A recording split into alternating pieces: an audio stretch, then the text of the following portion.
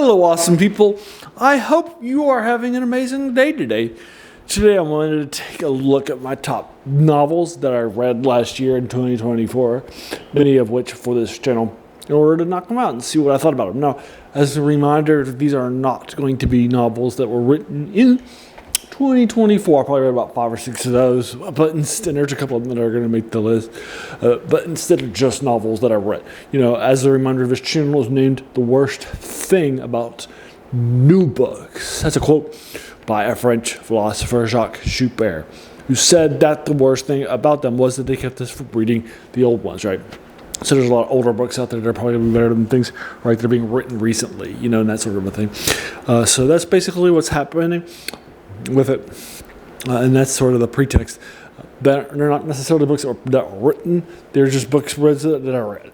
But let's go ahead and get started with this. All right, I got my list here on my phone here, so you see me looking down at that and not giving you the eye contact that you deserve. That's the reason why. All right, so number 10 is The Land Leviathan. It's a novel by Michael Moorcock. It's the second one in the Oswald Bastable trilogy for you folks. Love it lots. I read it. I bought the book when I was in college, but then I discovered when I was doing a deep dive into his stuff in high school and college, and he was my favorite author. But then I came across H.P. Lovecraft, and as a junior in college early on, and so he became my favorite author too. And so I never went back and actually read this trilogy for you folks. I just knocked it out for this channel earlier this year, about 12 months ago, because I'm recording this in early January. So, fun stuff, liked it lots. This is the second book in it. Love it lots. The Land Leviathan for you folks by Michael Moorcock. All right, number 9. Number 9 is C. Dean Anderson's The Death Riders of Hell. Hell is here H-E-L, not H-E-L-L, like the place. It's the goddess of death from Norse mythology. This is set in Norse mythology by characters. And this is a trilogy, all of which are revolving around the character, Warrior Witch of Hell, Death Riders of Hell, and then another one that will hit later on, Level Lots. I think this is probably a missing classic from the 80s. Nobody talks about them, right? Nobody has any conversations about them and stuff like that. But I really do feel like this trilogy is some lost classics. It was originally published by a pseudonym, Asa Drake. So you might find them as those in your books and so forth. But it's by C. Dean Anderson for you folks. I came across this because there is a short story in a Michael Moorcock Eternal Champion collection written by C. Dean Anderson that incorporates her into the Eternal Champion Love Lots. Again, this is set in it's got more of a sword and sorcery take. It's set in the Norse mythology, if you will. So that's number 9. D.C. Dean Anderson's The Death Riders of Hell. All right, number 8 is The Warlord of the Air by Michael Moorcock. It's also in the Oswald Bastable trilogy. This is the first novel in it. The Steel Czar, the last one, it doesn't hit. I think this is probably the best one of the trilogy for you folks. I love it. Lots of sets up everything. I think that's a great job. The idea here is that our main character, Oswald Bastable, is going to be hopping from one universe to another. And we're going to be following him and such. And he's going to learn different skills, different things, different experience, different worlds, and that sort of a thing. I think the first novel, The Warlord of the Air, really sets it up and delivers it the best, if you will. So that's my third favorite, my 7th favorite book, third one in this list. And now that's the last one by Michael Moorcock. All right, now next up is Dawn by Octavia Butler, the first one in the little Brood series, the Trilogy of 3. I came across this when I was flying to Hawaii, and I brought a book somewhere early about J.R. Tolkien. I thought it was going to take me the entire trip.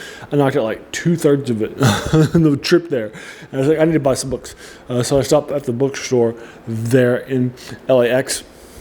I picked this up and I read it on the way when I was there. Loved it lots. So that was Dawn by Octavia Butler. It's the first one, and I like the trilogy too. I think the first one Dawn is the best one. It's a very interesting, different, more artistic take of a post-apocalyptic style of a world, except now we have saviors.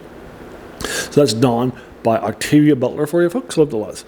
And then number 6 is The Pose, the narrative of Arthur Gordon Pym of Nantucket by again Edgar Allan Poe. It's a fun thing. I liked it lots. I think what's happening here is great. It's a little controversial because it doesn't really have a traditional ending, no spoilers, and so forth. I read it as part of a collection called Antarcticos, At the Mountains of Mystery, which is basically a deep dive into some of the influences of H.P. Lovecraft's At the Mountains of Madness, which is a trip to the Antarctic, which this also is too. And then we'll also see some things that were influenced by Lovecraft's famous novella too, right, in that collection of Love-A-Lots.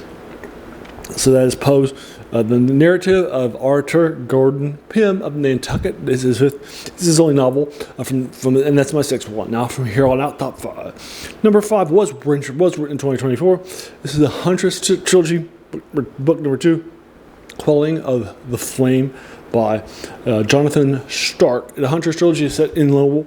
And these are basically characters and so forth. One of the reasons I like it is because it's my first. I like game books. Game books are basically you're playing a book as an adventure, reading it, going from page to page, fighting, combat, and that sort of a thing, taking items. And this is my first open world experience, and I love lots for that reasons. And so that's the Huntress book number 2, Quelling of the Flame by Jonathan Stark. Now, number 4 is another game book, The Legion of Shadow by Michael J. Ward. This is basically a game book for adults. It's a fantasy. Loved it. Epics. It's also an open world, but it does it better. You actually have a map. So you'll go from place to place to place in different areas at different levels and so forth. It's a stronger, deeper, darker story. And if you haven't read it, you'll love it. And that's number 4, The Legion of Shadow by Michael J. Ward. And now top 3. Right, number 3 is Huntress, book number 3. This is the final one. This is called Echoes of Eternity, also by Jonathan Stark.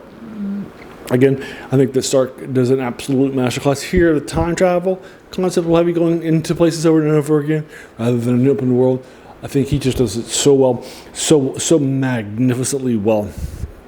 It's an absolute classic in my mind. And this is also from 2024 too. That's the Huntress final book in it. Echoes of Eternity. And then number 2 is the final book by C.D. Anderson, published as ACJ. In the series is The Beasts of Hell. Again, I think it's an absolute classic, totally lost from the 80s. And I think that people have forgotten just how good this was, and nobody remembers it. So that's the final book. No spoilers, right? So, but I think if you could definitely not do bad by going out, picking up this trilogy and reading it. The Beasts of Hell. Now, number 1 is The Silmarillion, which I mentioned before, Blowing Through by J.R. Tolkien. I'd always kind of delayed going and reading this because a lot of people said it's like a history book, it's going to be really hard, and so forth. So I knocked it out so fast, and so forth. And so I really don't think you should be worrying about it as much either. Just knock it out, read it. If you like Tolkien, you'll like it. Don't worry about the history parts. Don't worry about people saying it's like reading history. You'll like reading history. Right, and so just don't worry about it. Just read it and enjoy it and such. And that's The Silmarillion by J.R. Tolkien for you folks. All right, now here are my top 10 once again that I read this past year. Number 10 is The Land Leviathan by Michael Moorcock. Number 9 is C. Dean Anderson's The Death Riders of Hell, H.L. Number 8 is The Warlord of the Air by Michael Moorcock. Number 7 is Dawn by Octavia Butler. Number 6 is Poe's The Narrative of Arthur Gordon Pym of Nantucket. Number 5 is Quelling of the Flame by Jonathan Stark. Number 4 is The Legion of Shadow by Michael J. Ward. Number 3 is The Huntress book. Number 3, Echoes of Eternity by Jonathan Stark 2. Number 2 is C. Dean Anderson's The Beasts of Hell. And the final one is The Silmarillion by J.R. Tolkien for you folks. So have you read these? What do you think about them? I hope you agree. Agree that these would probably be in these orders and so forth. Let me know what your thoughts are and so forth. And then the 3 that were published this year, the 2 from the Huntress book series and so forth too. I think they were great little fun things that were happening, right? That happened in this year that were really fun stuff. So those are my top 10 books. So I hope you all enjoyed this time with me. Again, like I mentioned before, the show is named The Worst Thing About New Books. That's a quote by a French philosopher, Jacques Joubert, who said that the worst thing about them was that they kept us from reading the old ones, right? And so I definitely think you should definitely check this out if you like this video. Reading some of these old things, old movies, old reviews, old classics, sci-fi, fantasy, and horror, literature books, comics, short stories, novellas, that sort of a thing. So I really like unpacking those for you folks from Lost Ass. If you like that, why not hit the subscribe button, the like button, the bell icon if you're feeling frisky, and then, let your friends know too, all your right and such. Then there we are. And then I want to thank you so very, very much for taking some time out of your day and investing and watching my videos, right? Because we all have so many things that are happening in our lives, and we're pulled in so many different directions. So the fact that you spent this time with me, that's incredibly humbling, and I appreciate it so very, very much. So thanks again, and have an amazing day.